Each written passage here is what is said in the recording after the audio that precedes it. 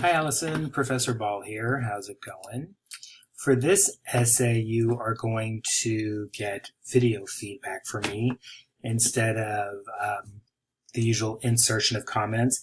And I think I answered this, but what I was talking about, the reason why the assignment was posted twice is I thought, well, let me post it before it's due so people are thinking about it, and then when it's due. And that didn't work out too well, so sorry for any confusion. So for the first thing that I do when I look at your paper is I look at MLA format, and you do have all the information that you need here, except Gilmore would go up, then you'd have a double space, and then Allison Gilmore, and so on. So then we have the title, The Biggest Disaster, Flooding or Flood Insurance. When one thinks of flooding, Florida and Louisiana automatically come to mind. I grew up in Texas, so it's kind of the same thing. It's safe to say that inner regions such as Arizona or Arkansas were at a high risk for flood. The list of flood-prone areas have recently increased as theories of global warming manifest through climate change. Well said. Since Hurricane Irma, this would be a capital H, but that's not a big deal, climate change and flooding are a hot topic among TV news magazines. In the floods last week tonight with John Oliver, the host delves into speculation of increasing flood risk as well as how flood-prone residents are reacting. Oliver's purpose of covering this topic is to inform viewers the fight between homeowners and government-funded flood insurance. With this, he persuades the audience that the system is flawed, investing too much money in homes with a high repeat flood risk, but not enough into a buyout program. He does so in a manner that is also entertaining through the use of visuals. The producers have Oliver to interact with props in order to further entertain the audience. In order to pique the interest, and that's really nitpicky, don't even worry about this, but that's the difference. Excuse me. In sticking to the theme of the show, Oliver uses humor when rationalizing the informative content that he's reporting. Good. So you're off to a good start. You introduce the topic, you introduce the video, and you tell me what Oliver does.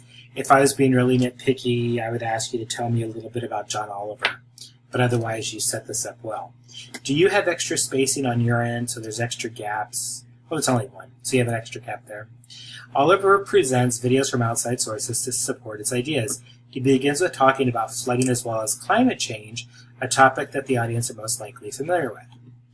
In the latter half of the video, Oliver begins to delve into the flaws of government-funded flood relief. He shows clips of home-buying shows that are geared toward coastal property.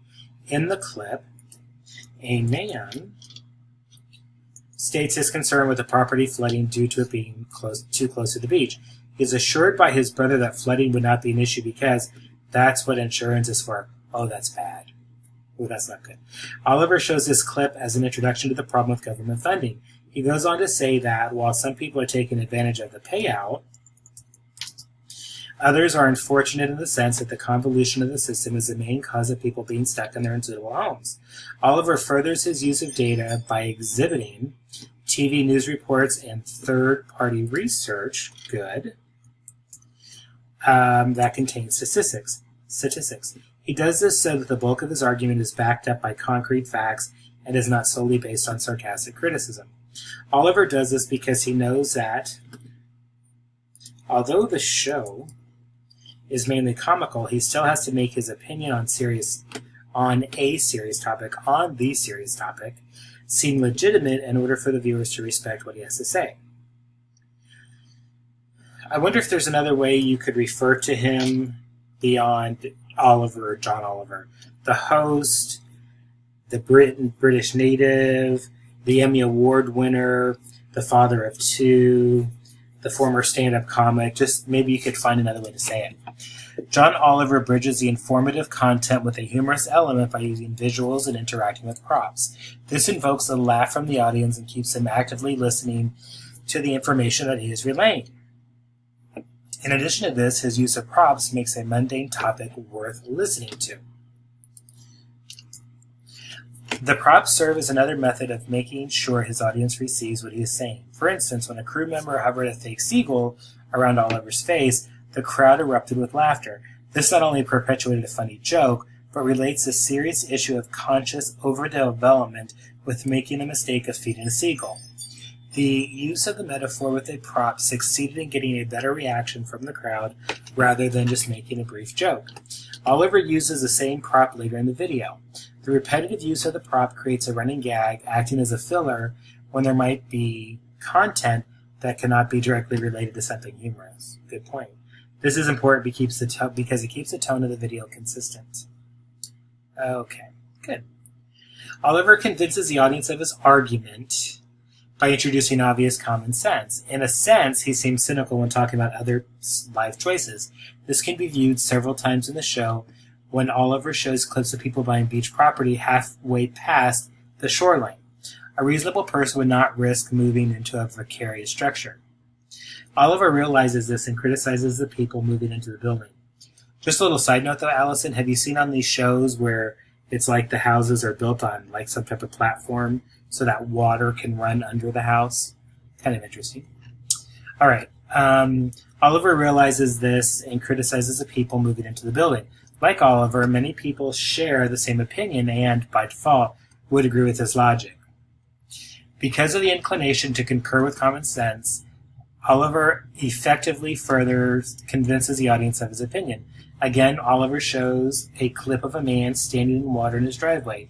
The absurdity of the clip outweighs the personal reasoning of the man speaking. After showing this clip, Oliver follows with stating that he could have at least moved 5 inches higher to avoid the water. Saying this gives the impression that the man is ridiculous for living in such a situation, giving more gravity toward the common sense that someone who is standing in water in their driveway should probably move. The opinion is exacerbated by Oliver making the logical remark that one should move, especially since the problem is only going to get worse due to climate change. Good. It's clear that Oliver did his... Oops, hold on. It's clear that Oliver did his research before presenting his opinion to the audience. In the video, Oliver stated that the flood risk maps are severely outdated, resulting in people who need flood insurance are likely to get it.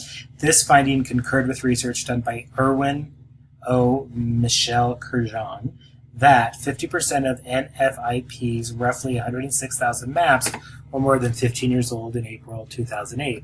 And this article by Michel Kurjan, I'm going to make him French, I don't know. The concluding opinion is the same as that of Oliver.